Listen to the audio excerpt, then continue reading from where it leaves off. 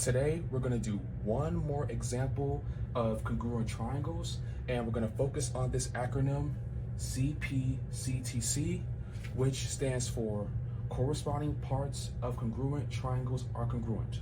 And here's our example. So here we have a isosceles triangle ABC. It is being split in the middle by this perpendicular line AD.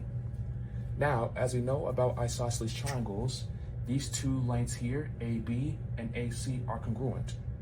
Likewise, the two base angles, angle B and angle C, are also congruent. And we can also split this whole triangle ABC into two separate congruent triangles, ABD and ADC.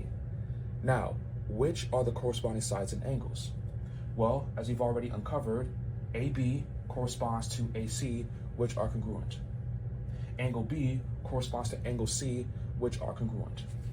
Now, because AD is perpendicular to BC, this angle is 90 degrees, and this angle here is also 90 degrees, so these two angles are congruent and correspond to each other. This line segment AD is shared by both ADC and ADB, which correspond with each other. And BD corresponds with DC, which correspond and are also congruent.